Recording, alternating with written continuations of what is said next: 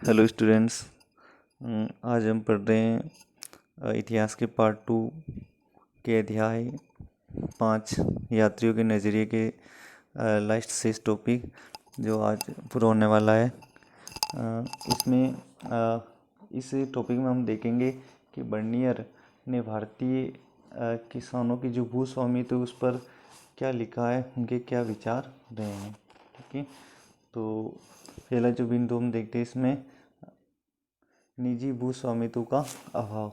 Bernier ने कहा था कि जो भारतीय किसान हैं उनके पास खुद की भूमि नहीं होती थी, वो सरकार की भूमि या जो मुग़ल अधिकारी होते थे उनकी भूमि पर खेती किया करते थे। यही कारण है कि भारत किसी यूरोप की तुलना में बहुत ही पिछड़ा या गरीब राष्ट्र बन गया था। तो इसका प्रमुख कारण क्या माना था? निजी भूस्वामित्व का अभाव, यानी खुद की भूमि का नहीं होना। इसलिए किसान पूरी मेहनत से खेती नहीं करते थे और ये भारत के पिछड़ेपन का मुख्य कारण इन्होंने माना था। ठीक है, इसमें देखते हैं पहला पॉइंट, निजी भूस्वामित्व का अभाव। बर्नियर के अनुसार यूरोप में भूमि पर किसानों का अधिकार होता था और भारत में सरकार का। बर्नियर कहते हैं कि भारतीय जो भूमि है, मुगल काल के अंदर जो भारतीय भूमि थी उसमें भूमि पर किसानों का अधिकार नहीं था और अधिकार उस पर किसका रहता था? सरकार का। ठीक है, और यूरोप में ऐसा नहीं था। यूरोप में भूमि पर किसका अधिकार माना जाता था? किसानों का। इसलिए किसान अपनी भूमि पर ज़्यादा मेहनत करते थे और यूरोप के समृद्ध होने का कारण उन्होंने यही माना था। और भारत के पिछड़ने का कारण भी यही माना कि भूमि किसके पास में थी? सरकार के पास। यूरोप में भूमि थी किसानों के पास, इसलिए किसान अधिक मेहनत करते थे। दूसरा, मुगल सम्राट। बर्नियर जो कि मुगल कालीन भारत की यात्रा करते लिखता है कि भारत की समस्त भूमि पर मुगल सम्राट का अधिकार होता था, वे अपने अमीरों के बीच इसे बांटता था। बर्नियर भारतीय किसानों के बारे में लिखते हैं कि भारतीय किसानों का भूमि पर किसी प्रकार का कोई अधिकार नहीं था, यानी समस्त भूमि पर किसका अधिकार था? मुगल सम्राट का। और मुगल सम्राट ही अपने अधीनस्थ कर्मचारियों को भूमि एक तरह से भूमि का जो भाग है वो दे देता और अमीर जो क्या करते थे, किसानों द्वारा अपनी ज़मीन के ऊपर खेती करते थे, यानी किसानों से वो खेती करवाते थे। ठीक है, इस प्रकार से आप कह सकते हैं किसानों के पास अपनी किसी प्रकार की निजी भूमि नहीं थी, सारी भूमि किसके पास थी? सरकार के पास और उनके कर्मचारियों के पास। किसान सिर्फ एक मजदूर के रूप में उस पर खेती करता था। ये भारत का पिछड़ने का कारण बर्नियर ने माना। तीसरा पॉइंट, भूस्वामित्व के कारण देश की आर्थिक दशा का कमज़ोर होना। बर्नियर ने कहा था कि किसानों के पास में भूस्वामित्व का अधिकार नहीं होने के कारण ही भारत की जो आर्थिक दशा है वो बहुत ही कमज़ोर हो गई थी। मुगल काल में भूस्वामित्व किसानों के पास नहीं होने से भारत में गरीबी बढ़ी थी, यानी जो गरीबी थी वो और अधिक बढ़ती गई। किसान पूर्ण मेहनत के साथ कृषि नहीं कर पाते थे और किसानों को पता है कि ये भूमि हमारी है ही नहीं, इसलिए कोई ज़्यादा विशेष प्रयास इस भूमि पर नहीं करते थे। ये एक प्रमुख कारण भारत की गरीबी का रहा। इससे देश और किसान दोनों का नुकसान हो रहा था। अब किसान भी पूर्ण मेहनत से खेती नहीं कर रहे थे, इससे किसानों को नुकसान भी हो रहा था, साथ में देश की जो आर्थिक स्थिति है वो भी लगातार खराब हो रही थी, क्योंकि जो जिस ज़मीन पर अधिक अन्न उत्पादन होना चाहिए था वहाँ पर बहुत ही कम अन्न का एक तरह से उत्पादन हो रहा था। तो इस प्रकार से किसान और सरकार दोनों का नुकसान हो रहा था। चौथा, किसानों का पलायन। बर्नियर के अनुसार कृषि अधिकारी किसानों से बहुत अधिक कर वसूल करते थे, जो कि किसान अपनी पैदावार से आधा नहीं कर पाते थे। बर्नियर के अनुसार पहली बात तो ये कि किसान सरकार की ज़मीन पर खेती करते थे या कर्मचारियों की ज़मीन पर खेती करते थे, जो अमीर वर्ग होता था उनकी ज़मीन पर ही। ठीक है, और अमीर वर्ग क्या करता था कि किसानों से अधिक कर वसूल करता था। वैसे ज़मीन उन्हीं की थी, लेकिन जिस ज़मीन पर किसान खेती करते थे अमीरों की ज़मीन पर, उसका अधिकांश हिस्सा टैक्स के रूप में, कर के रूप में उनसे वसूल कर लिया जाता था। ठीक है, तो यानी उनके पास में कोई विशेष शेष नहीं बचता था। कर नहीं चुकाने के कारण किसान के बेटे दास बना लिए जाते थे। अगर किसान उस भूमि पर पूरा टैक्स या कर नहीं देते थे तो उनके जो बच्चे होते थे उनको अमीरों द्वारा और सरकार द्वारा क्या बना लिए जाते थे, दास बना लिए जाते थे। किसान अधिक शोषण के कारण जमीन छोड़कर दूसरी जगह पलायन कर जाते हैं और जिस सरकारी ज़मीन पर वो खेती करते थे उस पर भी उनका अधिक से अधिक शोषण हो रहा था। इसलिए किसान तंग आकर एक तरह से ज़मीन छोड़कर दूसरी जगह चले जाते थे, यानी पलायन कर जाते थे। इस प्रकार से भारतीय भू स्वामित्व के ऊपर बर्नियर ने अपने विचार रखे हैं कि भारत की जो गरीबी और पिछड़ापन है इसका प्रमुख कारण क्या है, किसानों को भूमि पर अधिकार नहीं देना। ठीक है, यानी कि किसानों का निजी अधिकार नहीं होना, भूमि किसके पास रहना, सरकार के पास। तो ये पॉइंट आपको लिखना है। पहला पॉइंट निजी भू स्वामित्व का अभाव, यानी किसानों के पास खुद की ज़मीन नहीं होती थी और मुगल सम्राट यानी सारी ज़मीन किसके पास होती थी, मुगल सम्राट या सरकार के पास। तीसरा, भू स्वामित्व के कारण देश की आर्थिक दशा कमज़ोर होना, यानी किसानों के पास भू स्वामित्व नहीं था इसलिए वो पूर्ण मेहनत नहीं करते थे। इससे भारत देश की गरीबी और किसानों की जो पिछड़ापन है वो दोनों ही लगातार बढ़ते गए। चौथा, किसानों का पलायन, किसान जिस सरकारी भूमि पर खेती करते उससे भी टैक्स उस पर भी बहुत सारे टैक्स उनको देने पड़ते थे, इसलिए वो तंग आकर एक तरह से ज़मीन छोड़कर दूसरी जगह पलायन कर जाते। इस प्रकार से आपको बर्नियर के जो भू स्वामित्व के ऊपर जो विचार है वो लिखने। ठीक है, नेक्स्ट, शिवरनगर किसे कहा गया। अब परीक्षा में से पूछ ले कि शिवरनगर किसे कहते हैं। बर्नियर लिखता है, बर्नियर के अनुसार बर्नियर ने मुगलकालीन शहरों को शिवरनगर कहा है। बर्नियर ने जो मुगलकालीन शहर, ये शिवरनगर किसे कहा जा रहा है, सिटी को, जो मुगल काल के अंदर थी। ठीक है, ये जो शिवरनगर थे ये वे नगर थे जो राजकीय दरबार के आगमन से अस्तित्व में आते थे। वे इसके कहीं और चले जाने पर इनका तेज़ी से पतन हो जाता। यानी शिवनगर क्या, मुगलकालीन शहर है और ये ऐसे शहर है जो क्या होता था कि जहाँ जिस जगह राजकीय दरबार वगैरह लगता था वहाँ पर इनका निर्माण तीव्र गति से होता था और ये एकदम अस्तित्व में आ जाते थे और इनका यानी एक सिटी के रूप में ये सामने आ जाते। और जैसे ही वहाँ से राजकीय दरबार दूसरी जगह जाता था इन शहरों का तेज़ी से पतन वापस शुरू हो जाता था। तो इस प्रकार से ऐसे नगरों को, कौन से नगरों की संज्ञा दी गई है, शिवनगर। ठीक है, आप इन नगरों को अस्थायी नगर भी कह सकते हैं जो कुछ समय के लिए एक तरह से नगर के रूप में अस्तित्व में आते थे और जैसे वहाँ से राजकीय दरबार हटता था ये नगर वापस तरह से पतन की तरफ आगे बढ़ जाते थे, यानी इनका पतन भी बहुत ही जल्दी हो जाता था। नेक्स्ट, विदेशी यात्रियों के अनुसार महिलाओं की स्थिति।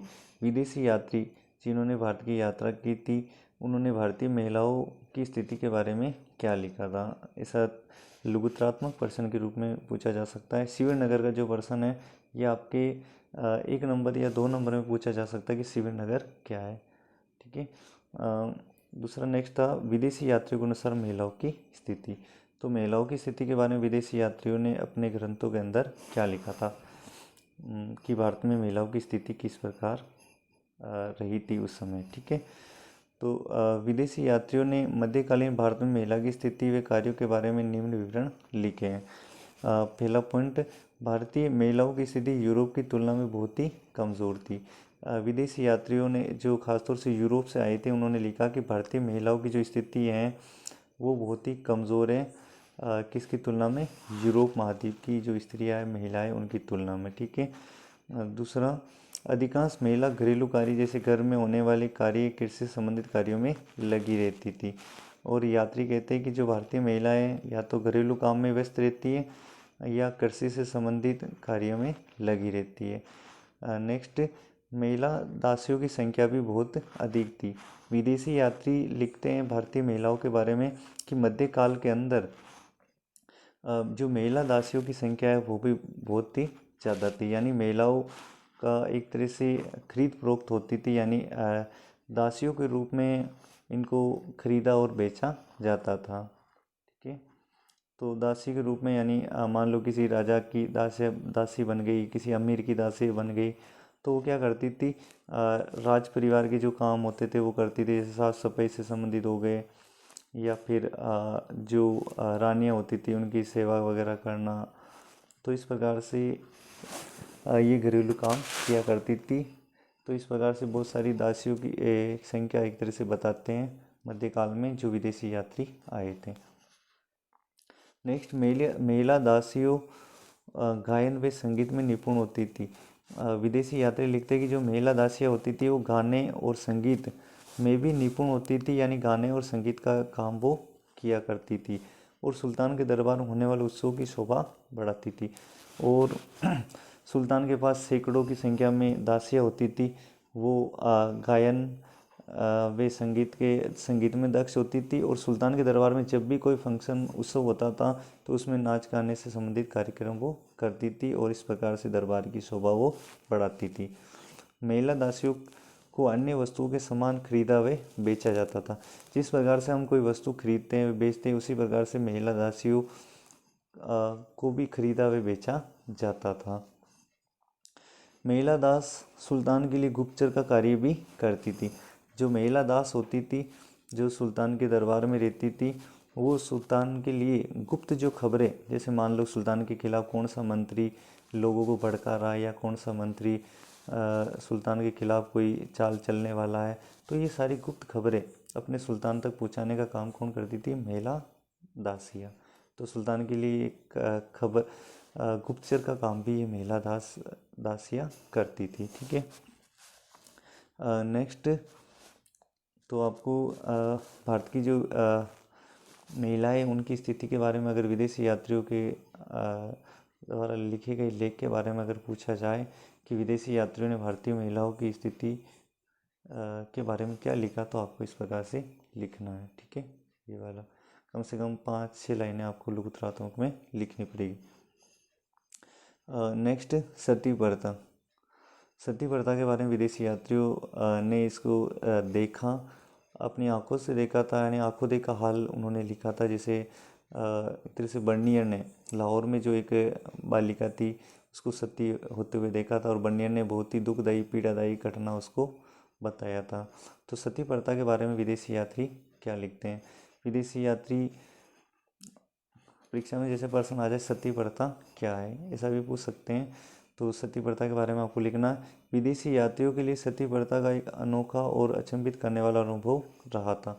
जो विदेशी यात्री आए थे भारत में यूरोप से या एशिया से, मध्य एशिया से, तो उन्होंने भारत में आकर ही देखा कि सती प्रथा भी कोई ऐसी प्रथा है जिसमें स्त्रियों को जिंदा जलना पड़ता है। ऐसी अनोखी प्रथा उन्होंने पहले ज़िंदगी में कभी नहीं देखी थी। ऐसी प्रथा सिर्फ उन्हें कहाँ देखने को मिली है, भारत में, यानी उनके लिए एक अजीब ही अनुभव था सती प्रथा। सती प्रथा में पति की मृत्यु के बाद सती प्रथा में पति की मृत्यु के बाद उसकी पत्नी को जिंदा जलाया जाता था, जिसे सती होना कहते हैं। सती प्रथा क्या है, मान लो किसी के पति की अगर डेथ हो जाती थी उस समय, तो उसकी जो पत्नी होती थी उसको पति की चिता के साथ ही एक तरह से जिंदा जलना पड़ता था। ये उसकी मजबूरी थी, और समाज द्वारा उस पर ज़बरदस्ती एक तरह से दबाव बनाया जाता था। इस प्रकार से आप कह सकते हो कि सती प्रथा को बढ़ावा देने में किसका रोल था, समाज का। समाज द्वारा दबाव बनाए जाने के कारण ही कोई स्त्री एक तरह से जिंदा जलने के लिए तैयार होती थी। इस प्रकार से बहुत ही निंदनीय कार्य मध्यकाल में भारत के अंदर चलता था। ठीक है, सती प्रथा संबंधी आपको पता है, जब आप आधुनिक भारत का इतिहास पढ़ोगे आगे, तब आपको देखना है कि जो राजा राम मोहन राय थे, उनकी भाभी को उन्होंने अपनी आंखों के सामने सती होते हुए देखा था, आग में जलते हुए, जिंदा आग में जलते हुए। तब उन्होंने ठाना था कि मैं इस गंदी प्रथा, घिनौनी प्रथा को अंग्रेजों द्वारा बंद करवा कर ही दम लूँगा, और सती प्रथा के खिलाफ इन्होंने आंदोलन चलाया था राजा राम मोहन राय ने। और इन्हीं के प्रयासों से 1829 के अंदर एक कानून बना था, सती प्रथा विरोधी कानून, और ये किसके प्रयासों से बना था, राजा राम मोहन राय के। ठीक है, वो हम आगे आधुनिक भारत में पढ़ेंगे। नेक्स्ट जो पॉइंट है, बर्नियर ने लाहौर में एक 12 वर्षीय छोटी बालिका को सती होते हुए देखा था, जो कि उसकी इच्छा के खिलाफ उसे जबरन जिंदा आग में जला दिया गया था। बर्नियर ने एक घटना का उल्लेख किया लाहौर के अंदर। जब बर्नियर लाहौर में गया हुआ था, लाहौर आज आधुनिक पाकिस्तान में है, तो बर्नियर ने देखा था कि लाहौर में एक 12 वर्षीय जो छोटी बालिका थी वो विधवा हो जाती है, उसके पति की डेथ हो जाती है। छोटी सी बालिका को समाज के लोगों द्वारा जबरन उसको जिंदा आग में जलाया जाता है। बर्नियर इस घटना में लिखता है कि बहुत ही मार्मिक घटना थी और मेरा पूरा जो तन मन एक तरह से विचलित हो गया था। मैंने इस घटना को अपनी आंखों से देखा था कि किस प्रकार से एक बालिका को उसकी माँ के हाथों से छीनकर जबरन उसके हाथ पैर बांधकर उसको आग के अंदर जिंदा जला दिया जाता है। तो इस प्रकार से एक बहुत ही गंदी प्रथा थी, घिनौनी प्रथा, सती प्रथा, इसके बारे में विदेशी यात्रियों ने लिखा है। ठीक है, तो सती प्रथा से संबंधित अगर प्रश्न आ जाए तो आपको सीधा लिखना है कि सती प्रथा उस प्रथा को कहा जाता है जिसमें पति की मृत्यु के बाद में उसकी पत्नी को जिंदा जलना पड़ता था। इस प्रथा को क्या कहा गया? सती प्रथा। ठीक है, बीच में थोड़ा गैप आ गया था वो ज़रूरी काम की वजह से। कोई नहीं, आगे लगातार आपकी स्टडी जारी रहेगी। थैंक्स।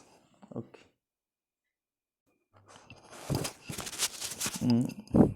ये एक पेज शेष रह गया था। सारांश रूप में मैंने अलग से लिखा था इसको कि इस पार्ट के अंदर आपने 3 यात्रियों के बारे में अच्छे से पढ़ा है, मुख्य रूप से अल-बिरूनी के बारे में, ताकि आप एक बार वापस इनको रिवाइज कर लें। अल-बिरूनी का जन्म जो है ख्वारिज़्म उज़्बेकिस्तान में हुआ है 973 ईस्वी में। इनके द्वारा जो पुस्तक लिखी गई है वो किताबुल हिंद है। शासक कौन से शासक के दरबार में रहते थे? मोहम्मद गजनवी के दरबार में। ठीक है, ठीक है, तो कौन से राजा के दरबार में ये रहते थे? मोहम्मद गजनवी, जो गजनी के एक प्रसिद्ध शासक थे। ठीक है, नेक्स्ट दूसरे नंबर पर आपने देखा था इब्न बतूता। इब्न बतूता का जो जन्म है वो कहाँ होता है? मोरक्को अफ्रीका में। ठीक है, और इनके द्वारा जो पुस्तक लिखी गई थी वो रिहला है, बहुत ही प्रसिद्ध पुस्तक है। और ये भारत के किस सुल्तान के दरबार में रहे थे? भारत के सुल्तान मोहम्मद बिन तुगलक के दरबार में आया था। ठीक है, 1333 ईस्वी में। ठीक है, अभी इब्न बतूता जो सिंध से होता हुआ दिल्ली पहुंचता है स्थल मार्ग द्वारा, और वापस दक्षिण भारत होता हुआ जल मार्ग से कहाँ जाता है? चीन। ठीक है, इब्न बतूता के अलावा आपने तीसरा जो प्रमुख यात्री पढ़ा था फ्रांसवा बर्नियर। इनका जन्म फ्रांस में हुआ था। इनकी जो प्रसिद्ध पुस्तक है वो travels in the Mughal empire. और ये किस शासक के दरबार में रहे थे? मुगल सम्राट शाहजहाँ के बड़े पुत्र दारा शिकोह। मुगल सम्राट जो शाहजहाँ थे उनके जो बड़े पुत्र दारा शिकोह, उनके आश्रय में ये रहते थे। ठीक है, 1656 से 1668 तक ये भारत में रहते हैं। जब दारा शिकोह की हत्या कर दी जाती है औरंगजेब द्वारा, तब ये मुगल अमीर के आश्रय में रहते हैं। कुल मिलाकर ये 12 साल भारत में रुकते हैं और मुगल दरबार के बारे में ये एक तरह से विस्तृत विवरण उपलब्ध करवाते हैं, लिखते हैं। ठीक है, ये पुस्तक travels in the Mughal empire में। इस प्रकार से ये शेष एक पेज रह रहा था, इसलिए मैंने इसमें इसको ऐड कर दिया। इस प्रकार से आपका ये 5वां लेसन पूरा हुआ। नेक्स्ट हम पढ़ेंगे 6ठा अध्याय। ठीक है, इस अध्याय तक आप जो भी नोट्स और पॉइंट्स है वो आप अच्छे से लिख लें और उनको एक बार अच्छे से देख लें, और ताकि इससे रिलेटिव सारे प्रश्नों के जवाब आप आराम से आसानी से लिख सकें। ये इम्पोर्टेंट यात्री थे, इनका सारांश रूप में मैंने वापस एक पेज के अंदर लिखा है। ठीक है, ओके, थैंक्स वंस अगेन।